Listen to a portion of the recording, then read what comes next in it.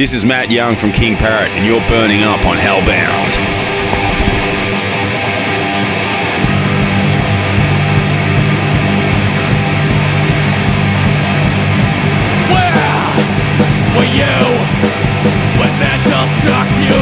What's going on, everybody? It's your pal, me and Gene from Hellbound. I'm here in Houston, Texas, at the Scout Bar. Scout Bar, right? Scout Bar, all right, with Matt from fucking King Parrot. How you doing, brother? Good, man. Yeah, good. Just acclimatizing to the US, and it's been good to be here, and yeah, it's good to be back in Houston. Yeah. For those that don't know, obviously he's from where are you from again? It's I was gonna get clever and say like Paris, France, or something, but not Paris. Yeah. No, we're from Melbourne, Australia. Yeah. And is it tough to get used to the weather over here like this? We've just come from winter, and I mean, I think probably most people's stereotypical view of Australia is that it's just sort of sun and beaches and all that all the time. But where we're from in Melbourne, we have weather, and so it gets quite cold and stuff during winter. So we've just come from winter, and to come straight into, we started in Louisiana and then just come straight over to Texas. So it's been pretty brutal. It's been brutal, yeah. Today's much better though. Yeah, today's just more kind of normal day, so it's good. Now you guys are out here with Philip H. Anselmo and the Illegals. This the fourth date today, right? And day off tomorrow.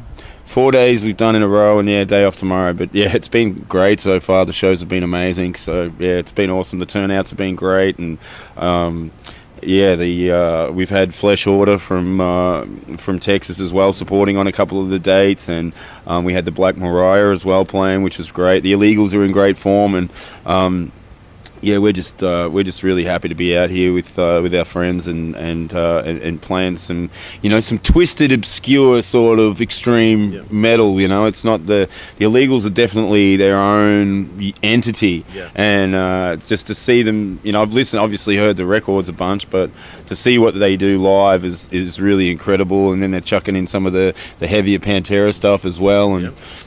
We're just doing our thing, which we do. So, yeah. Now, you guys are kind of classified as, I guess, grind, right? Yeah. But giving you guys a listen the last couple of days, following you guys around, man, it's you got a little bit of everything in there. What are some of the earlier influences for King Parrot? I think King Parrot is definitely, it's not just a straight-up grindcore band. It's that's the predominant influence in our music, but I think there's a lot of thrash influence in there. There's a lot of punk influence in there as well. So, and there's even some sort of rock influences as well. So, as long as it kind of fits in within that realm, and the chemistry's right in the context of the song, we don't mind throwing different elements in there.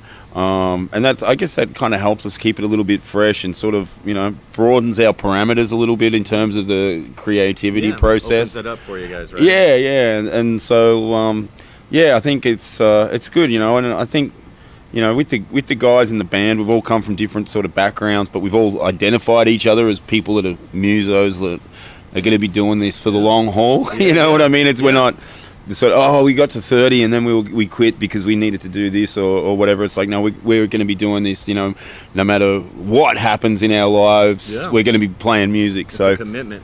Exactly. And I think, the fact that we're sort of, associated with Housecore Records, and we work closely with them, and the way that we tour in Australia, and the way that we've been able to get over to Europe and do some stuff in Asia as well, I think that's sort of hopefully can show people that we're in it for the long haul, and we know that within ourselves anyway. It's we're just going to keep doing what we're doing, keep refining the process, and keep working hard on it. Yeah, you mentioned Housecore, and I know you've been out before with Philip with Superjoint, and he even mentioned Down. You guys were out with Down before, right? Yeah, we toured with Down in 2014 in the States. Yeah, it was pretty incredible experience, that one, because that was only maybe the second or third tour that we'd done over here in the US, and the first tour that we did, we played at South by Southwest here in Austin. Okay, yeah. We did a feed shows with Cattle Decapitation in California, which was really, really great, and a really good introduction to California for us. But then basically we went and did a massive lap of the US, and we were headlining with a couple other bands, Vatnet and Vaporizer, and the bands up from New England, and And it was weird, man. Yeah, we were playing some pretty small shows. Yeah. And then, like the next tour, pretty much, we were playing, the Fillmore in San Francisco and the Wilton in LA, and playing all these massive theaters opening up for Down, and it was, and Orange Goblin too, and Blast. We were on a couple of the shows out there in California too.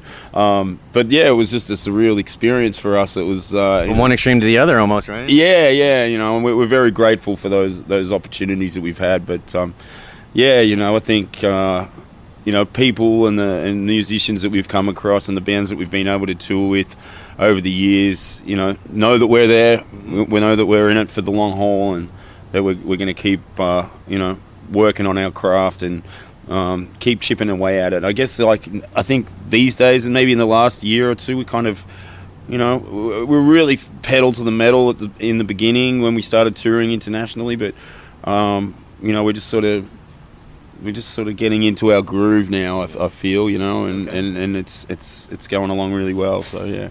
Nice. Now, Ugly Produce came out about a year ago, almost to this month, right? September last year. Yeah, just under a year ago. Yeah. And you guys, do you guys as a band riff on the road? Are you writing anything new? Is there anything in the works so far?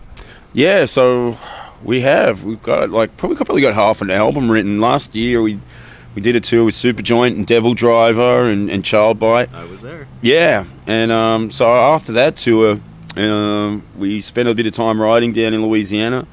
So we wrote probably 4 or 5 songs. Okay.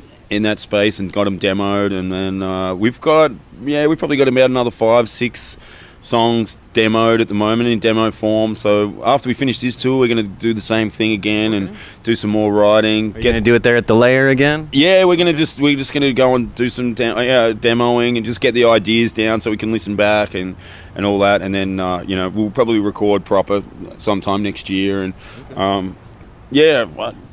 maybe a new album next year or the year after. I'm not too sure, but we're not rushing it. We're just going to let this one just build and sit on the songs for a little bit. That's something that kind of, we've smashed out 3 albums in pretty quick succession. This time I kind of feel like, it might be good just to pull the reins back a little bit, sit on the songs for a little while. Let them resonate a little bit. Let them resonate a little bit, refine them, and see how that goes for us. So. Now, what's the writing process like for the band? Are you predominantly lyrics and everybody else writes the music, or is it kind of a shared experience? Some of your lyrics are pretty wild, man, and it's fun, Yeah. Who's in charge of that department? Yeah, that's me. Yeah. But sometimes, I don't know, sometimes I like to write in the room with the band, but more recently it's been more of a thing where I step away. I'm usually there for the writing process of the actual music, but then I step away and then just write the lyrics in my own time. I think that's sort of been working for me a little bit better. But I like to be there and sort of, interject here and there. And if I've got a verse or something or a vocal part that fits, then, hey, maybe we need to shorten this part here or lengthen that part there. And are you guys pretty close proximity as far as if you were back home, Melbourne or whatever? I mean, you guys can bounce back and forth, or is it like everything's shared with files nowadays? Oh no, we're not in close proximity, but we make it. Toddy, our drummer, he lives up in Brisbane, and we're all down in Melbourne. So, but when we were rehearsing and writing or whatever, we just sort of allocate a block of time. We'll get together for a week and just lock down in a studio and just jam it out. And I just find that's more productive for us, rather than just doing the whole. Sharing emails and stuff like that. We do it very organically, and I think sometimes even with the whole bands getting that sort of stuck in that rut of jamming once a week or we're going to band practice, but that's never been sort of the way that King Parrot does it. We're a bit more foot on the accelerator when it comes to that sort of stuff. It's if we're going to go and do something, all right, let's block out 5 days or 7 days and jam. Back to that word commitment. Yeah, exactly. It's just like, let's just do that. Yeah. Let's make sure that we've got a block of time where we can concentrate on doing this. Because, you do it once a week, you write something cool, you come back, you forget it or whatever. And Yeah. Yeah, you know what I mean? We just prefer to do it sort of old school, get in there and, Nice. and get that creativity flowing over the space of a week or something. Yeah. Now, what's going on with King Parrot towards the end of this year, beginning of next year? I know the illegals are going back out probably late fall, early winter. Are you guys coming back over for that? Do you know yet? I'm not sure yet, man. I'm not too sure what we're doing, but we've got when we get home, we've got some shows in Australia. Okay. We're playing a festival and doing like a weekender sort of thing with just 3 shows, and then I think we're going to just sort of like pull back together and start refining the stuff that we've worked on, the songs that we've worked on, and getting ready for the album. And hopefully we'll have a pretty cool announcement coming up soon for an Australian tour with some of our friends from over here who we may or may not be on the road with at the moment. Okay. All right. Stay tuned for that announcement, right? Yeah. And you said earlier, from the small clubs to the bigger venues, you personally, do you prefer one over the other? It's a hard one because I really like some, like the 300 capacity rooms are really cool.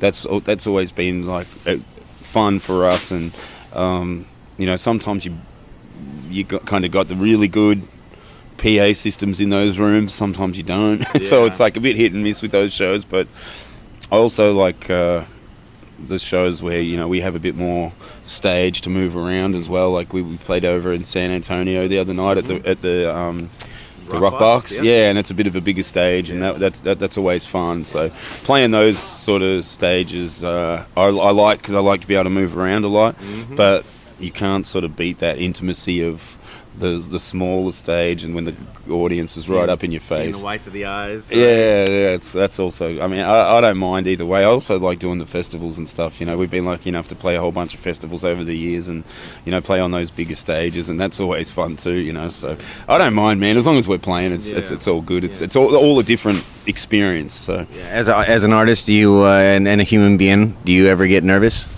Smaller clubs, shows bother you more as far as nerves go than playing to 10,000 people? I think definitely when you're playing in front of more people, like the smaller club shows I'm sort of fine with, because that's what we've done mostly. Yeah. But I remember like a few years ago we played out at Hammersonic in Indonesia, in Jakarta, and it was that was pretty that was pretty early on with the band, and we played in front of a lot of people there, like I don't know, maybe 10 or 20,000 people, and it was like, oh shit. And just being in a place like Jakarta, it's very different. It's a very different place, and but it was a lot of fun. The experience was awesome, I bet. Yeah, we did Download in Australia, which was a really cool festival earlier this year as well, and that went really well. And we've done Soundwave, which was a big touring festival, and so that those ones are they those get you ones a little bit, huh? Yeah, they get you. But I enjoy that too, because like once you're out there, and you just do your thing, and then the artist takes over, right? You push the human to the side and just let your art speak for itself, right? Exactly, and I feel like with King Parrot, it actually, I don't know, sometimes with bands that play grindcore stuff, it can get a little bit lost on those bigger settings, but I think we've been lucky that when we play those bigger fest type shows, that it translates pretty well. So you guys got plenty of grooves in your music, so there's something for somebody to catch on to, and it's there. Yeah, we like to mix it up a little bit. I mean, we're all about the intensity and the blast beats and all that sort of stuff, but we like to mix it up and throw some punk stuff in there and some groovier elements and stuff, some more riffy kind of stuff. So there's all those elements within our music as well, which sort of creates what it is. Yeah. That's cool, man. Now, finishing up here a little bit, I always like to ask the people I'm speaking with for the first time the old desert island question. Everybody hates it. Philip just freaked out on me about me asking him this question. So you're on the desert island. You've only got 3 albums to choose from for the rest of your life. Okay. Your answer may be different tomorrow or 5 minutes from now. What albums are you taking on that island with you? Oh, wow. Well, like one of my favorite records is Poison Idea, Feel the Darkness. You know those guys from Portland? No, I never heard of them. Poison Idea? Oh, you need to go and check that shit Okay. out. It's amazing. All right. Yeah, they're an old punk hardcore band. Okay. That's one of my favorite records. The other one is a real left of center one, probably.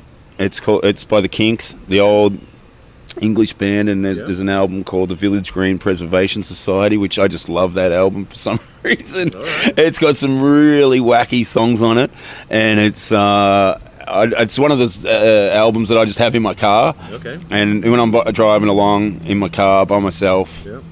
I've got that on. I'm right. singing at the top of my voice, singing all these wacky English garden songs. Nice. Yeah, that's one of my favorites. And then another one, oh man, I mean, I would probably change this if you asked me again tomorrow. Yeah, of course.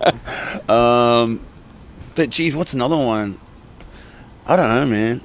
I don't know, but I gotta say I'm a big fan of Ghost. Are you? Yeah. Okay. And I don't know, I just love what that band does. Mhm. Yeah, really love what they're doing, and Yeah. love all the albums since the beginning, and just seeing the progression of what they've done, even to this latest record. It's like I'm always listening to Ghost and just hearing different things in their music, and for some reason they remind me of ABBA a little bit. You know, I mean, Yeah. they're I both hear you. Swedish, I guess, Yes. but just something about what they do is there's a really unique talent in there in the songwriting and the way that it's all done. So I'm a big fan of that band as well. That's cool, man. So for now, we'll just throw down a Ghost album for you. Yeah, the latest one I've been listening to a bit. It's really cool. I've been just sort of, you know, they got the little earworms, you know. Yeah. All right, man. Well, I definitely appreciate the time. Everybody, Philip H. Ensemble and the Illegals are out on tour, hitting the Midwest, East Coast. This is Matt with King Parrot. They're out with Philip. Get out there and support this tour. Support King Parrot. Support fucking heavy music, man. Well,